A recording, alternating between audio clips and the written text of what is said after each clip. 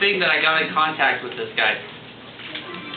I was studying settlement markers because one of the things that we were looking at is the row house marker, and so I wanted to see who has done what. And knowing the Morley marker, I wanted to see who did it and who was involved. And Joe's name was listed as an attendee representing the Carter family, the only Carter representative at that marker ceremony. Okay?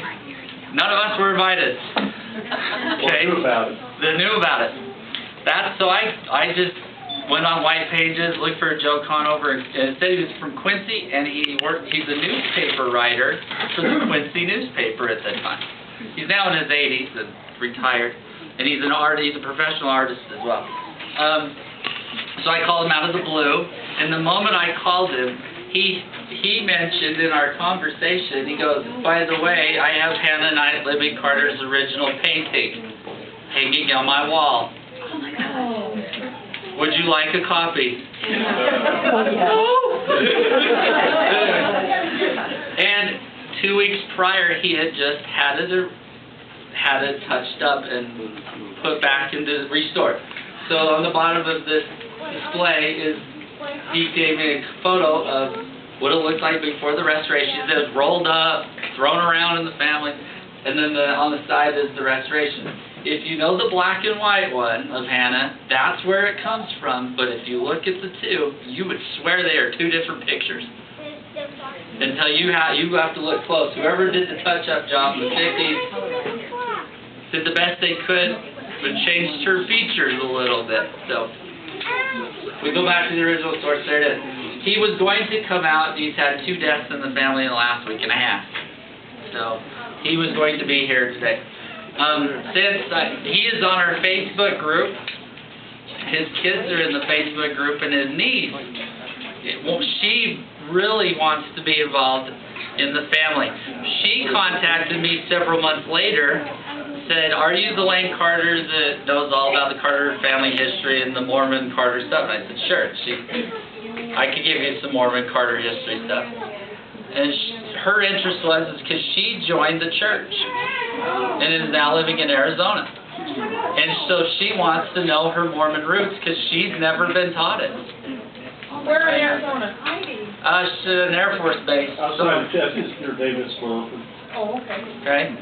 It is kind of an interesting dynamic there. So she told me her conversion story to the church, and and one of the questions I asked them, and here's what's always fascinated me, because here's how I envision things happen in the family, and now we know it's not true. The Mormons came west, and how dare you, non-Mormon Carter families, not come with us or join the church and blah, blah, blah, right? No contact, right? Wrong. We know from Joe, at least Joe's indicating he's got letters from the family back and forth.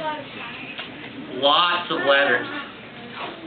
Charles, his own grandfather, came out here. And so I have his diary on the Facebook group. He kept a detailed diary for his 4 weeks that he spent in Utah County, listing every cousin he met with. Not sure exactly how they relate to him, but he stayed with Eliza Carter Snow's family, and it seems like their daughter Pearl was the one that shuffled them around, and her brothers were shuffling around. Stayed a couple of days with John H.'s kids. One of the funny stories of that is he makes mention of going out drinking with the Carter boys.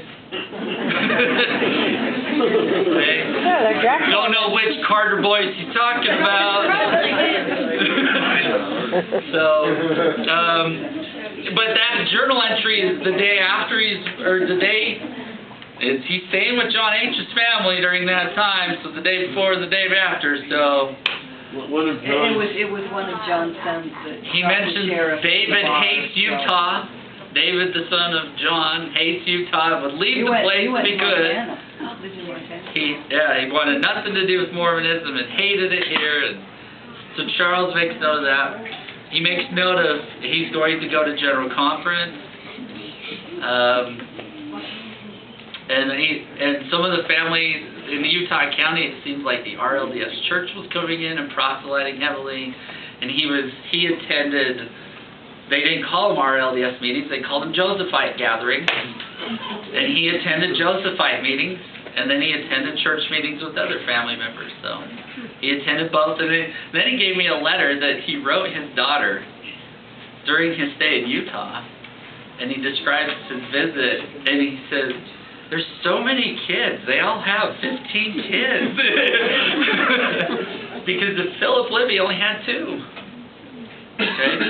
So he makes mention they all have kids, and he also mentions, he says there's very well-educated family Carter cousins, and some that can't even write their own name.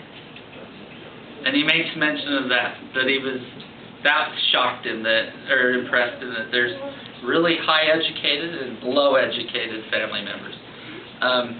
He seemed to have enjoyed it, and he goes I would be a Mormon if all the stuff that Pearl's telling me is true, but I just have to see it. So, anyway, Charles Carter's an interesting guy. Here's what Joe says about Philip Libby. So when I read this history, I'll bring up some of these pictures for you that Joe sent me, and he's assumed that we've seen these family photos. Okay? That's where the conference, it seems as though the contact stopped about 1920. Anyway, so let me read this and I'll pull up the photos when they correspond to his history that he wrote for us.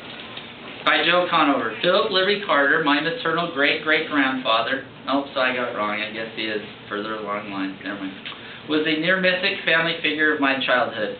Most of what I heard about Philip Libby came from his granddaughter, Dora Adelaide Cart Bolt, my grandmother.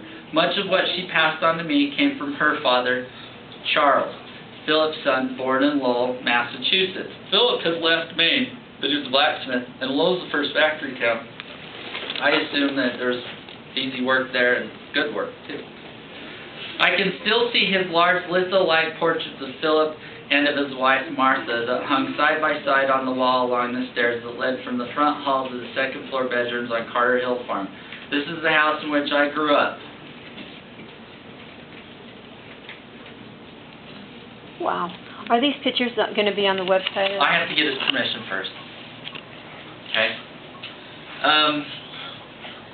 So that is Philip. And he says, the house I grew up.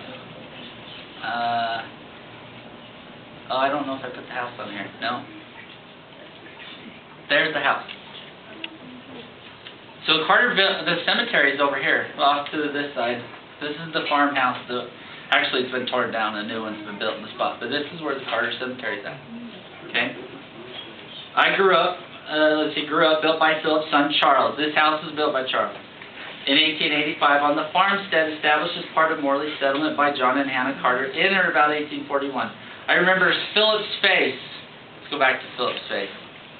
So listen to his description. I remember Philip's face as dour, unsmiling, eyes cold, and unfeeling. Great-great-grandmother's was a face of utter sadness. By the way, her name is Martha York, sister to Sarah and Aunt Erin. And they married in Lowell. They met and married in Lowell. Okay? I assume these now this is what I love about doing this research. I assume these portraits are known to some of you. First time I've ever seen. For many years, Leslie A. Carter of Detroit, Michigan, corresponded with Grandma Bolt and frequently sent her copies of genealogical research that he provided to Archibald S. Bennett. And I have all of that correspondence. I was the recipient of all of his records because he was eccentric and he only corresponded with a few people. My grandmother was the last one that he corresponded with. And that's why he knew about the picture, because Dora had the picture in the 1850s of him. Right. And the Genealogical Society of Utah, the following is part of the family record he submitted on September 1st, 1939. Quote, Philip L. Carter, son of John and Hannah Knight Libby Carter, was born 17th of January, 1813 at Newry, Oxford County, Maine. He died 27th of July, 1876 on Carter Hill Farm near Tioga in Walker Township, Hancock County, Illinois, and is buried in a private cemetery adjoining the farm settled in Walker Township in 1850 on the farm where Morley Town once stood.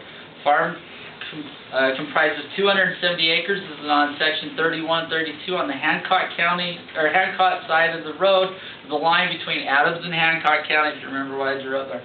Illinois. He was married on, now this is the wrong marriage date. He was married on 26 November 1845 at Lowell, Massachusetts to Martha E. Ames, York, daughter of Peter and Abiah Russell York.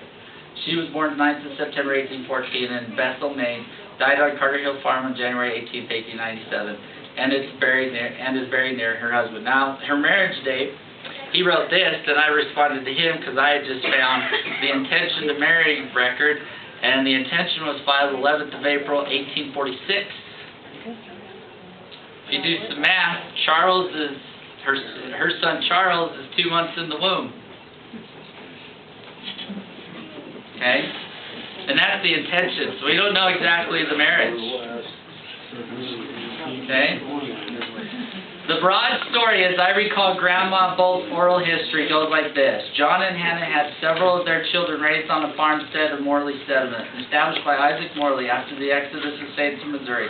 After the burning of Morley Town, as it was also called in the winter of 1845-46, Hannah left for the west as the Latter-day Saints fled Illinois, leaving her husband John behind. John, like Philip and 2 other siblings, would not join the Saints with this new religion, and he puts, quote, new religion. So, Philip came out of Lowell, Massachusetts with his young son Charles in 1850 or 1851 and took over the farmstead that became Carter Hill Farm shortly before John Carter died in August 13, 1852. For a definite history of Morley Settlement, I refer to you the monograph written by William G. Hartley of Brigham Young University and published in August 1997. Professor Hartley is a descendant of Edmund Durfee, who was murdered by the anti-Mormon mob in the attack on Morley Settlement in November 1845. I had the privilege of showing Professor Hartley around Carter Hill and the Tioga area as he began work on his history of the settlement. An appendix to the Hartley monograph consists of a partial list of LDS heads of households at Morley Settlement at one time or another. On that list are Dominicus, John, Richard, and William Carter. I do not recall that Philip Libby Carter was spoken of with much affection. Okay? His stone in the family cemetery referred to earlier, perhaps half a football field blank from the house was a modest obelisk that dominated other stones there. I heard a great deal as a child about his son Charles, nearly always referred to by my grandmother and mother as Daddy Carter.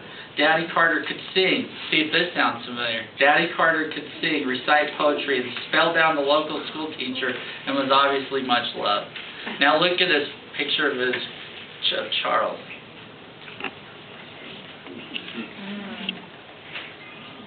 Okay. Philip Libby Carter was much less so, or so seems in memory. Grandma both described life of Philip Libby's household as austere and strict. One did not speak to Philip until spoken to. If Philip left the house, he expected everyone to be seated on a chair and silent until he returned. Again, no one was to speak until he spoke. Grandma was, of course, telling me what her father Charles told her. I often thought, no wonder great-great-grandmother looked so browbeaten in that portrait. I recall another story of my grandmother's during the Civil War years. A man was shot dead on the north of Tioga. This is the 1850s. The village that came into being in 1855, about a mile or so northeast of what had been Morley Settlement. The dead man was reputed to be a Southern sympathizer. The body lay by the road for 3 days. No one wanted to risk similar fate by burying it. Finally, Philip Libby rode up and, unafraid, buried the body in a grove of trees along the road. A stiff spine thus serves human purposes. In his will dated June 17, 1876, Philip left $1,000 to his daughter Ella Dora Spencer. and another 1,000 to his daughter upon the death of his wife. He left the farm and its furnishing to, quote, my beloved wife, Martha E. Carter, in common with my son Charles Carter during her natural or widowhood, and that at her death all the property aforesaid to her bequeathed, or so much thereof, as may remain unexpected to my son Charles Carter and his heirs and assigns forever. Forever lasted just 80 years, as my grandfather Bolt sold the farm to a neighbor in 1956, much to my mother's dismay, because she expected to inherit. Mother never forgave her father, and there was a rupture with the grandparents, moving to Emporia, Kansas, where grandfather had family. After his death and burial in Kansas, Grandma Bolt returned to Illinois, eventually living with my parents and is buried beside my parents in Lorain, Illinois. I learned years later, going through records in the Hancock County Courthouse, that Grandfather Bolt apparently sold the farm to pay off a loan from the Federal Land Bank in St. Louis, thus enabling him and grandmother to winter in the South. Philip and Martha Carter lived in a log structure. Grandma Bolt thought it once stood near an old well near the county line road. I remember as a small boy my father purging that old well of a wreathing ball of black snakes and closing it up. The gravel road that separated Hancock and Adams County ran from what became a paved highway, Illinois Route 96. Past the Carter house, she and down the hill that was known as Carter Hill to a four-way junction of grade roads about 1.25 miles from the highway. You turned left or north as instructions to go to Tioga. My mother spoke of playing as a child in a remnant of the log house that she said was moved near a mulberry tree. Along the driveway that led from the county line road to the back barn lot. Here, let me put the house back up. Let's see. There it is.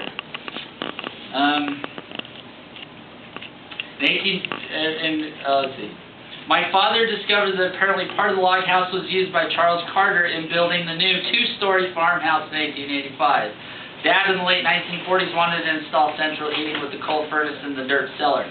As I recall, this was part of the preparations for his centennial family reunion in 1952. When he tried to cut openings to run air ducts through the second floor bedrooms, he discovered the wall was solid log. The air ducts thus were placed outside the wall and behind doors. My grandmother thought part of the dining room fireplace was also part of the log house. I'm guessing that Charles Carter had to wait until his father passed on to construct a new house. Charles Carter kept diaries most of his life. No log entries, just a word or two about the day's major occurrences. His journal shows that he went to Keokuk, Iowa, about 20 miles to the north, in February of 1885, and on the 21st hauled home 1,248 feet of lumber. The next day he unloaded lumber and cleared ground. Then on the 23rd, these are quotes, on the 23rd, Keokuk and hauled home 3,140 feet, half-inch siding, and etc. Best of sledding and crossing river on the ice.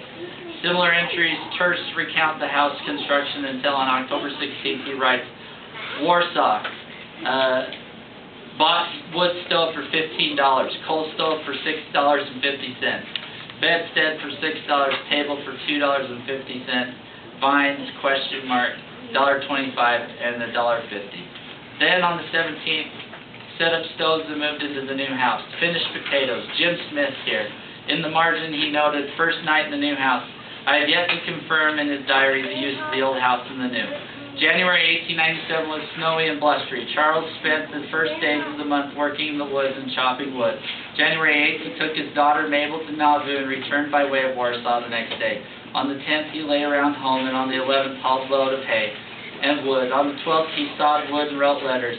On the 13th, snowed, took kids to school on sled, doctor for Grandma midnight. On the 14th, Mrs. Spencer and Pearl here paid taxes amount $96.63. On the 15th, wrote to Mamie, Mrs. Bragg, Mrs. Shipp, and Aunt Mary here. On the 16th, hauled hay, rainy. On the 17th, Sunday, Phil, his son, taken sick in the evening. The 18th, mother died. 3:35 p.m. the next day. On the 19th, mother's funeral at 2 p.m. Daddy Carter spent the next few days caring for Philip, 2 days after his mother's death. He says he sat up all night, but never says when Philip became well. The rest of January saw sub-zero cold. This house in which I grew up no longer exists. The neighbor who bought it in 1956 rented it out for many years, and then it stood empty. For some years, the neighbor's son, about 10 years ago, sold interior woodwork to a scavenger and called my brother and me to ask if we would wish to retrieve some mementos. I now have an upstairs bedroom door and a cupboard door on which, according to Grandma Bolt, the painter doing a faux walnut stain in 1885 sketched the hired girl's fellow. The house was being demolished when it mysteriously caught fire. Charles Carter was an agnostic. I remember Grandma Bolt laughing about her father standing the yard during a summer dry spell, shaking at his fist at the sky, demanding that it rain. Daddy Carter was an admirer of the great atheist lecturer Roger G. Ingersoll. I have Daddy Carter's volume of Ingersoll lectures. I do not know if his attitude towards religious beliefs had anything to do with Philip Libby Carter's apparent rejection of his mother's faith. I do know that despite Daddy Carter's agnosticism, he read a great deal of religious literature. Some of those old books survive in my library. I close with a ghost story as told by my Grandma Bolt. At some point in the 1920s, interior doors of the Carter Hill house, and sometimes outside doors, would open themselves during the night. This occurred with some frequency. Grandma insisted that she would get up in the night and find the bedroom doors open. She would close them, but in the morning they would be open again. During these door openings, she and Grandfather Bolt visited Nauvoo to have dinner at the Oriental Hotel there. Grandfather was a Hancock County supervisor, and the hotel's owners had become friends. In the course of conversation, the door openings were mentioned. The matron of the hotel, described by Grandma as a mystic, insisted that someone from the other side was trying to make contact with the family. After that conversation in Nauvoo, Grandma said the doors were never found open again. So, that's what Joe's given us a lot. Wish he could be here. He's become a great resource. Like I said, letters have gone back and forth with his family and ours, and it's changed the way we're looking at things. But we need to move on.